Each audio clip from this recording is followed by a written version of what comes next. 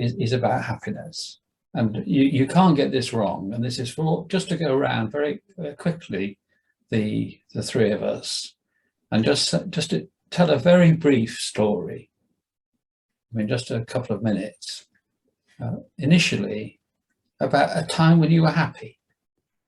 Right, that's it. Just that. A time when you were happy. It could be anything from your earliest memory to last week, and you can't get it wrong. So just decide who's going to just go. Somebody has to go first, and that's it. I'm happy to go. Okay. I've got something. Great to see you. And just to describe it, that's all you want. Just to describe it. Just tell the story. Yeah.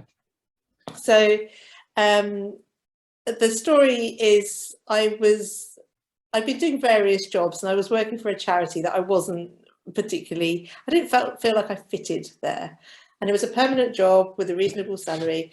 And the job opportunity came up on a temporary contract to cover a PR officer in an arts centre that was a long way away. And it was a temporary maternity cover, and it was less money.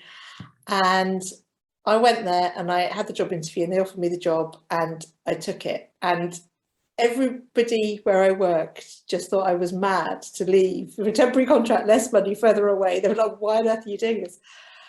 And I arrived there, and immediately I just knew that I was in the right place, and I was buzzing with excitement. I was around people that I could really feel like I could be myself. And before, I'd felt like almost like an imposter, pretending to be like everybody else. And suddenly there was a place that was welcoming all of me, and it just made the days fly by. And I have been to the weddings of, I think, 3 people from there. And I left that place 6 years ago, and I'm still in touch. I've got friends for life from there. And just thinking about that moment and taking that step and suddenly feeling like you fit and you belong and you're valued, just even now, it just lifts me up thinking about it. Terrific. Robert, can you tell a story about a time when you were happy? We, for our magazine, we run these business awards, and so we first ran them in 2020, and of course we were going to have a big event, winners event, which didn't happen.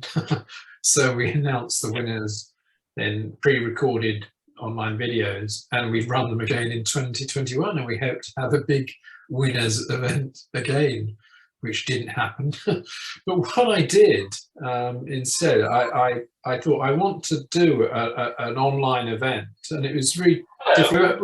Our event for 2021 was also cancelled. So I thought, what we do, I'll do an online live announcement of all the winners. And actually what I did these little pre-recorded videos for each awards category, and I got the sponsors to do little announcements themselves. And I did this over an hour or so online, and I had a glass of beer there to toast everybody. And I did like links between these. And so quite a few people were watching. I think it was about 20, 25 at any one time. And I thought, oh, it's a shame really, because we were hoping to have several hundred people at a big event. And when you're doing this and trying to be jolly and compare to a screen, and you're getting absolutely no feedback whatsoever, you have no idea really if anybody is actually watching. So I did this, and I saw from social media that some people had seen it and everything, so there was a bit of reaction. But that was the end of it. It was quite flat. It's quite interesting. In the weeks after I went round, I went to Linton and Lynmouth, just up the road where one of the winners were. And I was talking to some people there, and they said, oh yeah, we were outside a pub with a laptop.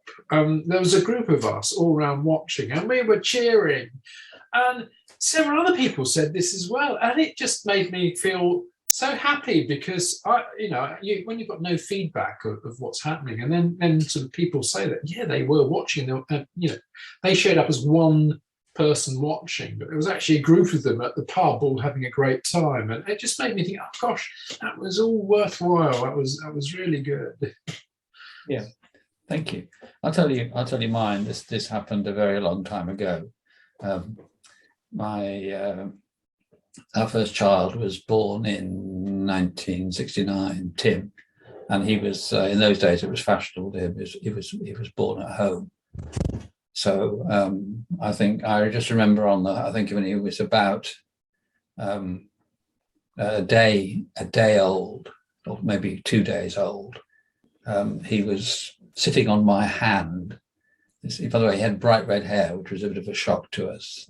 But when he arrived, the doctor said, "My God, who attending the birth said, 'My God, it's got red hair.'" But so there was this little lad sitting on my hand, but he was hiccuping, and my Kay said, "Oh, poor baby Bosit, he's racked with hiccups." So this poor little lad was sitting on my hand hiccuping, and it was such a joyous experience. This feeling of this new human, and we were looking after him, and he was safe, and we were sort of celebrating this shared experience. And it makes me cry when I think about it, not with misery, but actually with joy.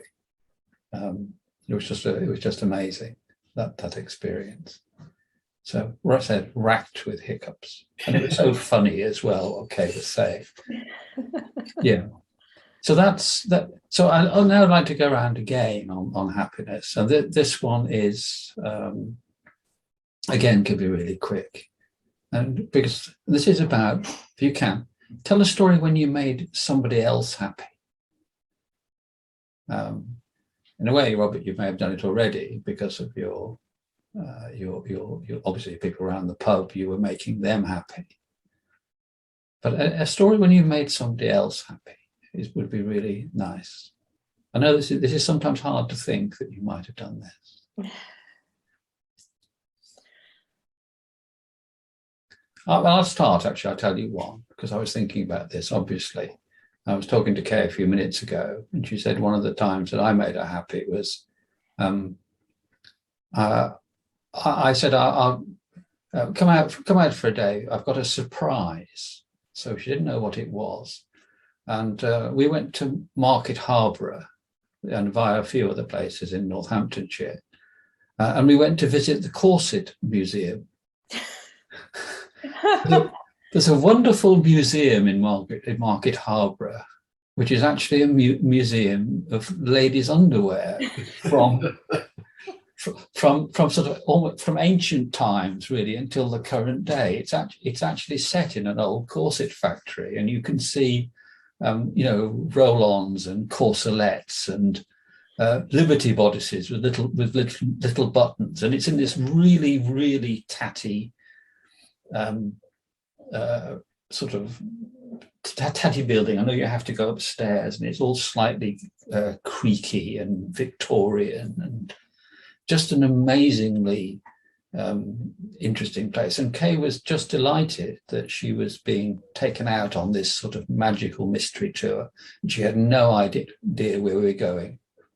And I think we might have gone, yes, and got somewhere else as well. But I mean, that'll do. It was the corset factory, which was the highlight, and the fact that it was unexpected. Right. So, one for you where you've made somebody else happy. It can be very small. Well, our dog, we've got a spaniel, and he had a hip replacement in end of June. Yeah. Actually. And it's been, anything like that is tough for us, but for an animal, obviously, where you can't explain what's happening to them, he's been really good about it. He's accepted it so well, and for the last 18 months, 2 years, he hasn't really been able to play ball, and it's the most exciting thing possible for him. That's what he really loves. And so, you know, we didn't go to the beach much or anything. And last week, he's recovered terrifically with his hip. Last week, we took him to the beach for the first time since June. And not only did we do that, but we could throw the ball just as we did 2 years ago. And he was so tired when he came home because he was so exhilarated. And it's just, you know, dogs just don't hold themselves back. They just express what they feel. It's absolutely beautiful to see the joy on his face, and to actually also to hear a snoring dog in the evening when he's so tired after having such fun. Thank you. Zahida, have you got one? I have. That was lovely, by the way.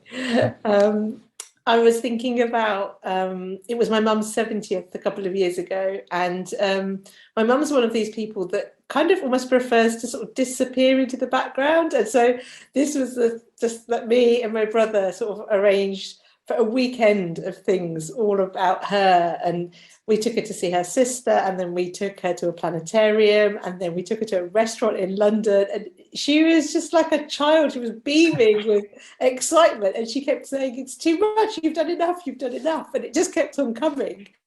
And it was also the first time in her life she's had a birthday balloon and a birthday cake with her name on it. So she was 17.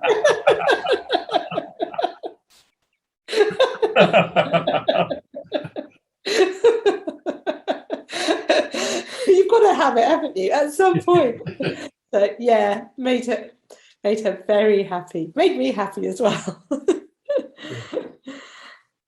So yeah, what happens to your mood when we talk about happy times and times when we've made people happy?